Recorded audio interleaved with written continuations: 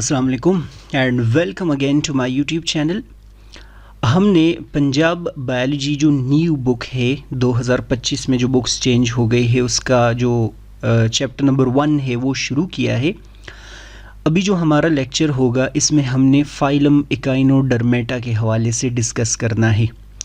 Kingdom animalia हमारा topic चल रहा है, काफ़ी सारी चीज़ें हम इसमें डिस्कस कर चुके हैं। फाइलम पोरिफरा हम पढ़ चुके हैं, नाइडीरिया पढ़ चुके हैं, Platyhelminthes, Mollusca and so on.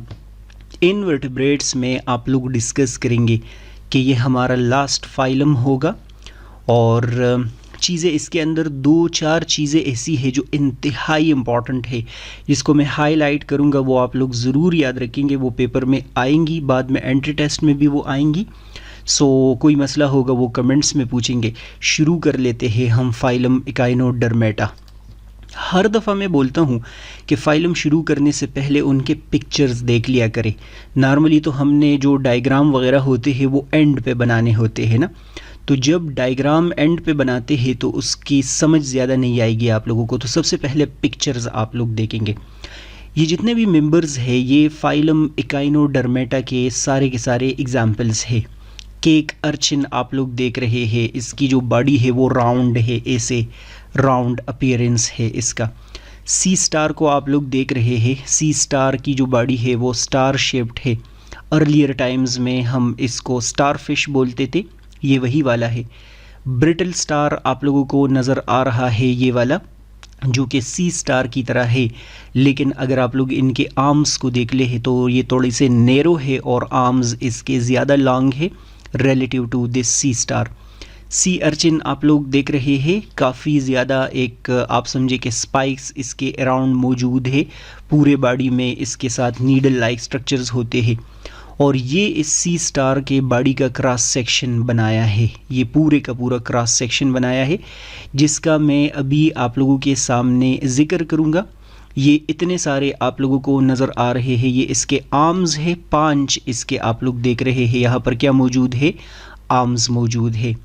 इनके बॉडी को अगर देखा जाए तो ऊपर की तरफ एक स्मॉल पोर होता है, ओपनिंग होता है, इसको मेड्रोपोराइट बोलते हैं। मेड्रोपोराइट यहाँ पर इनके बॉडी में एक सिस्टम मौजूद होता है और उस सिस्टम को हम बोलते हैं वाटर वैस्कुलर सिस्टम, उसके साथ कनेक्टेड होगा। यहाँ पर ब्लूइश कलर का ये नज़र आ रहा है, छोटा सा ये हाईलाइट भी कर दिया है। बाकी डाइजेस्टिव सिस्टम देख रहे हैं, स्टमक देख रहे हैं आप लोग, माउथ होता है, एनस होता है, ये सारी की सारी चीज़ें हमने देखनी है। इनके बॉडी को अगर आप लोग देखेंगे तो यहाँ पर इनमें कुछ सॉलिड स्ट्रक्चर्स आप लोगों को नज़र आ रहे होंगे। इसके अपीयरेंस की वजह से हम इनको क्या नाम देते हैं? इकाइनोडर्मेटा। स्पाइनी स्किन, स्पाइंस है, तो इस वजह से हम इसको स्पाइनी स्किन्ड एनिमल्स बोलते हैं। देखते हैं यहाँ पर बुक के जो पॉइंट्स है उसके अंदर क्या लिखा है, मैं वो समझाने की कोशिश कर रहा हूँ। सबसे पहला पॉइंट इकाइनोडर्मेटा के हवाले से आप लोग याद रखेंगे कि they are also called spiny skinned animals. मैंने आप लोगों को बताया कि इसको स्पाइनी स्किन्ड एनिमल्स इस वजह से बोलते हैं। इकाइनो का मतलब होता है स्पाइनी और डर्मा का मतलब होता है स्किन। तो इसके स्किन के ऊपर ऐसे नीडल लाइक स्ट्रक्चर्स मौजूद होते हैं, स्पाइंस मौजूद होते हैं। इसका स्किन जो है वो ऐसे ही कवर हो गया होता है। They are exclusively marine animals. मेरे ख़्याल में कि किसी भी ग्रुप के हवाले से मैं इतनी सॉलिड बात नहीं कर चुका अभी तक। ये वाहिद फाइलम है, ये वाहिद ग्रुप है जो सिर्फ़ और सिर्फ सी वाटर में पाया जाता है, या दूसरे अल्फाज में आप लोग बोलेंगे ये मेरीन वाटर में पाया जाता है, ये आप लोग बोलेंगे ओशन में पाया जाता है। इसका कोई मेंबर लैंड पे नहीं होता, इसका कोई मेंबर फ्रेश वाटर में नहीं होता, ये सिर्फ़ और सिर्फ सी साल्ट वाटर में मौजूद होंगे। ये बात इंतहाई इम्पॉर्टेंट है क्योंकि ये यूनिक बात है, किसी और ग्रुप के हवाले से नहीं है। इसके ऊपर मेरी तरफ से आप लोग स्टार लगा ले, पेपर में ये आ सकता है। They are triploblastic and deuterostomes coelomate. ये 3 बातें यहाँ पर की जा रही है। मेरे पिछले लेक्चर्स में आप लोगों ने ट्रिप्लोब्लास्टिक के बारे में बात डिस्कस की है। मैंने बोला है ट्रिप्लोब्लास्टिक एनिमल्स हम उन एनिमल्स को बोलते हैं जो डेवलपमेंट के दौरान 3 लेयर से बनते हो, जिसमें से एंडोडर्म होता है, एक्टोडर्म होता है और मीजोडर्म। अगर डेवलपमेंट के दौरान ये 3 लेयर्स बनते हो तो उनको हम ट्रिप्लोब्लास्टिक बोलते हैं, तो ये ट्रिप्लोब्लास्टिक होगा। ड्यूटरोस्टोम मैंने आप लोगों को बताया है कि इनमें डेवलपमेंट के दौरान माउथ सेकंड होता है। अगर माउथ फर्स्ट बनता डेवलपमेंट के दौरान तो उनको हम फिर प्रोटोस्टोम्स बोलते, लेकिन नहीं, जब इनका डेवलपमेंट होता है तो पहले एनस बनता है और फिर बाद में माउथ बनता है, तो माउथ दूसरे नंबर पे बन रहा है, तभी हम इनको बोलते हैं ड्यूटरोस्टोम। ड्यूटरो का मतलब होता है सेकंड और स्टोमिस का मतलब होता है माउथ। सीलोमेट का मतलब है कि इनमें सीलोम मौजूद होता है, या दूसरे अल्फाज में आप लोग बोलेंगे बॉडी कैविटी मौजूद होती है इसके अंदर, और उस कैविटी के अंदर ये ऑर्गन्स वगैरह सारे के सारे क्या होंगे, मौजूद होंगे। ये कोई इतना इम्पॉर्टेंट पॉइंट नहीं है वैसे। हाँ, ये बात बहुत ज़रूरी है ड्यूटरोस्टोम्स, लेकिन अभी ये याद नहीं होगा, ये मैं लिंक करूँगा आगे। Their larvae are bilateral symmetrical but the adults show radial symmetry। इंतहाई इंपॉर्टेंट पॉइंट है। जिस तरह मैंने दूसरे को ज़रूरी कंसिडर किया था, ये फोर्थ को भी मैं ज़रूरी कंसिडर कर लेता हूँ। नॉर्मली हम बोलते हैं कि सिर्फ़ और सिर्फ नाइजीरिया के जो मेंबर्स होते हैं उनमें कौन सी सिमेट्री है, रेडियल सिमेट्री है, और बाकी सारों में बाइलेटरल सिमेट्री थी। इसके बारे में आप लोग बोलेंगे कि इन लोगों के जो यंग वंस होते हैं, जो लार्वा होते हैं, लार्वा इनके यंग वंस को बोलते हैं, उसमें कौन सी सिमेट्री है, बाइलेटरल सिमेट्री है। लेकिन जब ये एडल्ट्स हो जाते हैं, ग्रो कर जाते हैं, बड़े हो जाते हैं, तो फिर आप लोग बोलेंगे ये रेडियल सिमेट्री शो कर रहे होते हैं। इनमें रेडियल सिमेट्री होती है। इनके बॉडी को अगर हम कट करना चाहे तो मिरर इमेजेस बन सकते हैं। मैंने आप लोगों को पिछले लेक्चर्स में रेडियल सिमेट्री और बाइलेटरल सिमेट्री के बारे में बोला है, तो वो वहाँ से एक दफ़ा देख ले। In their radial symmetry, the body parts are arranged in 5 or multiple of 5 around an oral aboral axis। यहाँ पर एक स्ट्रक्चर मौजूद होगा जो आप लोगों को ये पूरा सेंट्रल एक्सिस नज़र आ रहा है। लिखा है कि इनके अराउंड यहाँ पर इसके आर्म्स मौजूद होते हैं, और उन आर्म्स को हम या तो आप लोग बोलेंगे कि क्या बोल सकते हैं, जनरल हम इसको वैसे आर्म्स ही बोल सकते हैं, कोई मसला नहीं होगा, लेकिन बोल रहे हैं कि बॉडी जो है वो या तो 5 ऐसे आर्म्स पे डिवाइड होगी, या देयर आर चांसेस कि उसमें ज़्यादा आर्म्स भी मौजूद हो। They possesses calcareous endoskeleton in the form of plates called ossicles। ये इसके स्केलेटन की बात की जा रही है। अगर इनके इस एग्जामिनर आपसे इकाइनोडर्मेटा के स्केलेटन के बारे में पूछता है कि ये कैसे होता है, तो आपने बोलना है कि इनका जो स्केलेटन होता है वो कैल्शियम से बना होता है, और एंडोस्केलेटन मीन बॉडी के अंदर मौजूद होता है। एक एक्सोस्केलेटन होता है, वो यहाँ नहीं है, वो तो इंसेक्ट्स में था, आर्थ्रोपोड्स में था। इसका एंडोस्केलेटन होगा, बॉडी के अंदर होगा, और इस स्केलेटन को हम ऑसिकल्स बोलते हैं। बस रिजिड कुछ कैल्शियम के प्लेट्स होंगे, वो क्या करते हैं, वो इनके बॉडी को फॉर्म कर रहे होते हैं। सो ये हाईलाइट कर दे कि एंडोस्केलेटन होगा, कैल्शियम से बना होगा, और उनको हम ऑसिकल्स बोलेंगे।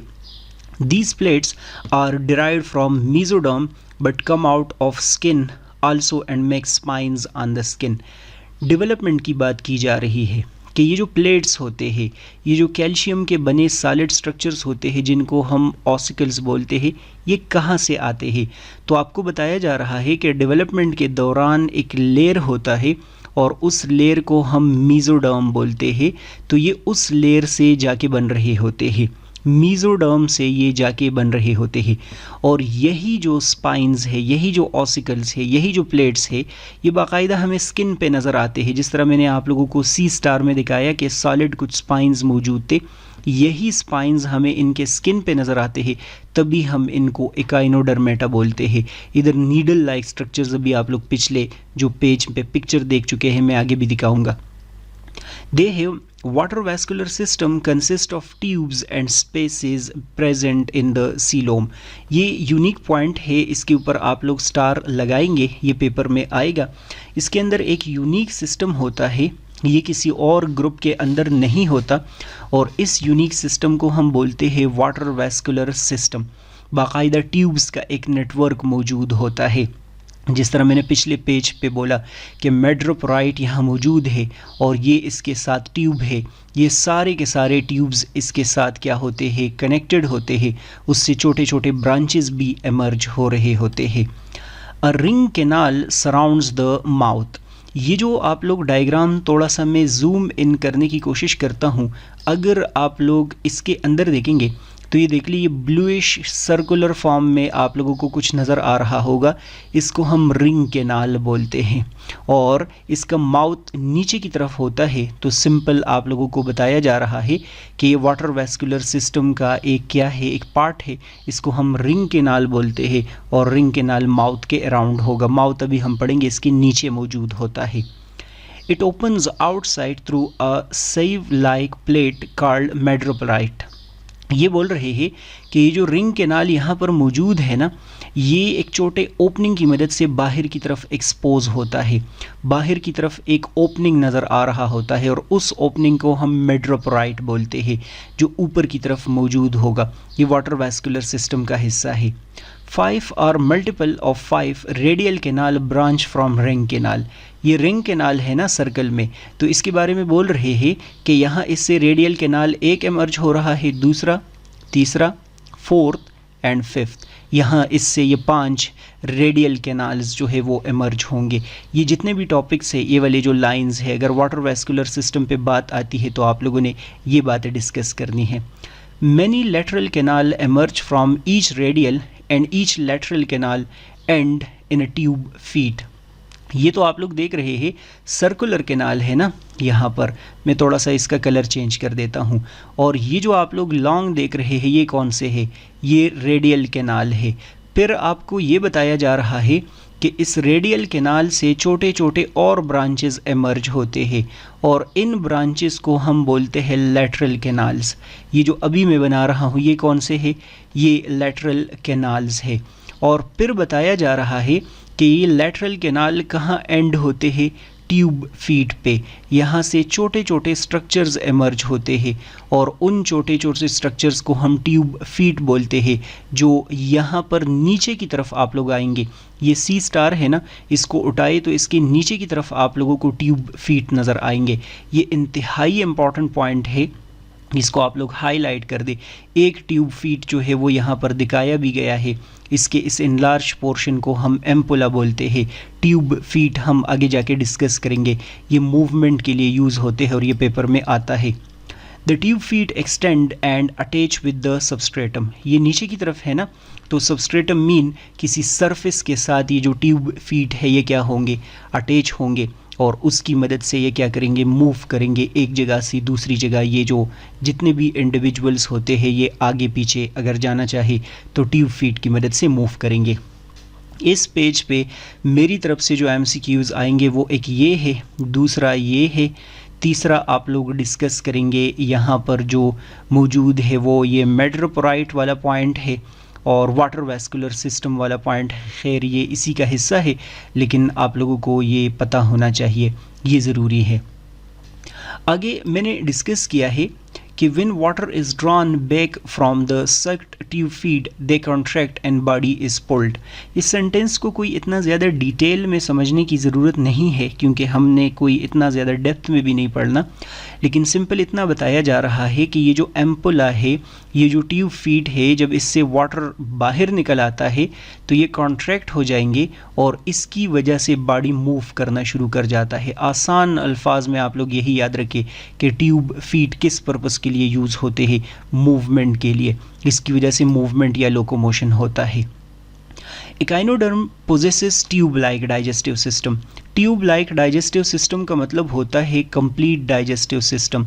और मैंने आप लोगों को हर दफ़ा बताया है कि कंप्लीट डाइजेस्टिव सिस्टम ऐसे डाइजेस्टिव सिस्टम को बोलते हैं जिसमें माउथ भी मौजूद हो और जिसमें एनस भी मौजूद हो। अगर आप लोग ये पिछला डायग्राम देखेंगे तो एनस आप लोग देख ले ऊपर की तरफ बनाया है, माउथ इसके नीचे की तरफ मौजूद होगा। ये अपना हाथ आप लोग रख ले, हाथ अभी इस टेबल के ऊपर आप लोग रख ले तो आप लोग देखें कि हाथ का जो हिस्सा नीचे वाला टेबल के साथ अटैच्ड है, इधर इसका माउथ है और ऊपर अपने हाथ के ऊपर हाथ रखे, ये आप लोग देख ले ये क्या है, ये इसका एनस यहाँ पर मौजूद होगा। नेक्स्ट डिस्कस किया है कि the mouth leads to oesophagus, stomach, intestine and rectum. ये वैसी कंप्लीट लाइक या ट्यूब लाइक डाइजेस्टिव सिस्टम बोल रहे हैं कि उसमें स्पेशलाइजेशन हुआ है, अलग अलग पार्ट स्पेशलाइज्ड है। एसोफेगस अलग है, स्टमक अलग है, इंटेस्टाइन अलग है, रेक्टम अलग है, सारे अलग अलग क्या होते हैं, पार्ट्स मौजूद होते हैं। The rectum opens out through anus. Anus मैंने आप लोगों को दिखाया और आगे दोबारा मैं डायग्राम में दिखाऊंगा। There are no specialised organs for respiration and excretion. यहाँ पर अगर आप लोग हेडिंग लिखना चाहे तो आप लोग बोले कि कोई रिस्पायरेटरी सिस्टम इसमें नहीं होता, या आप लोग लिख ले कोई एक्सक्रीटरी सिस्टम इसमें नहीं होता। वो वाला पार्ट आप लोग डाइजेस्टिव सिस्टम लिख ले और ये वाला पार्ट आप लोग रिस्पायरेटरी एंड एक्सक्रीटरी सिस्टम के हवाले से लिख ले। दे possesses poorly developed nervous system made of nerve net or a nerve ring and 5 or multiple of 5 radial canal। ये आपको बता रहे हैं कि नर्वस सिस्टम इसका डेवलप्ड नहीं है, सेंट्रल नर्वस सिस्टम नहीं है, इसका मतलब ब्रेन और स्पाइनल कार्ड वगैरह इसके अंदर नहीं होते। पोरली डेवलप्ड नर्वस सिस्टम है, बस बॉडी में जो है वो कुछ नर्व्स के नेट्स मौजूद है, इधर उधर डिस्ट्रीब्यूट हो गए होते हैं, सारे आर्म्स में भी और सारे बॉडी में। Most sensory receptors are distributed over the surface of body and tube feet। Sensory receptors mean हमारे जो receptors हैं ना सारे के सारे, हमारे तो maximum receptors head में मौजूद है। आई हमारा रिसेप्टर है, ईयर हमारे रिसेप्टर है, सेंस ऑफ टेस्ट वगैरह, इनके पूरे बॉडी में रिसेप्टर्स जगह जगह क्या होते हैं, मौजूद होते हैं। ये कोई ज़रूरी बात नहीं है। Asexual reproduction involve division of body followed by regeneration of each half। ये एसेक्सुअल रिप्रोडक्शन के बारे में बोल रहे हैं कि इनके अंदर रीजनरेशन का जो फिनोमेना है वो इंतहाई ज़्यादा रिमार्केबल है। बॉडी अगर इनकेस इसकी कट हो जाए तो ये क्या करते हैं, ये दोबारा डेवलप होके एक पूरे का पूरा बॉडी जो है वो बना देते हैं। सो एसेक्सुअल रिप्रोडक्शन में समहाउ आप लोग बोल सकते हैं कि फिशन होता है, बॉडी डिवाइड हो जाता है और पार्ट्स बना देते हैं। Echinoderms are unisexual. यूनिसेक्सुअल का मतलब होगा कि इनमें जो मेल और फीमेल है वो अलग अलग मौजूद होते हैं। और इसके एग्जाम्पल्स कौन से हैं, मैंने पिक्चर में आप लोगों को दिखाया था कि बिस्किट शेप्ड है कौन सा, केक अर्चिन, मैं भी पिक्चर दिखाऊंगा। स्टार शेप्ड कौन सा है, सी अर्चिन। ग्लोबुलर कौन सा है, सी स्टार। ग्लोबुलर मतलब कि राउंड ऐसे कौन सा है, वो है sea urchin. Star shaped brittle star है। और एलोंगेटेड कौन सा है, क्यूकम्बर, ये ऐसे एलोंगेटेड मौजूद होता है। अगर इनकेस ये देख ले, ये केक अर्चिन है, बिस्किट शेप्ड इसका होता है। और ये सी स्टार है, इसके देख ले ये वो मौजूद है, स्पाइंस मौजूद है। ठीक है, ये वाला आप लोगों को सी अर्चिन नज़र आ रहा है। मसला मेरे ख़्याल में इसमें नहीं होगा। अगर आप लोग जो है वो मेरे रिकॉर्डेड लेक्चर्स देखना चाहते हैं, और यूट्यूब पे तो मैं ट्राई करता हूँ कि अपलोड कर लूँ सारे के सारे, लेकिन रेगुलर मुझे टाइम नहीं मिलता, मैं फुल टाइम टीचर हूँ, इधर उधर बहुत जगहों में पढ़ाता हूँ। सो अगर आप लोग मेरे रिकॉर्डेड लेक्चर्स देखना चाहे ऑनलाइन क्लासेस के, तो मुझे आप लोग मैसेज कर सकते हैं। कॉन्टैक्ट नंबर मेरा उधर लिखा है यूट्यूब के चैनल पे। और बाकी ऑनलाइन क्लासेस लेनी है उसके बारे में भी बताना है। लाइक सब्सक्राइब शेयर ज़रूर करना है अपने फ्रेंड्स के साथ। नेक्स्ट वीडियो लेक्चर आप लोग देखेंगे। गुड बाय, अल्लाह हाफिज़।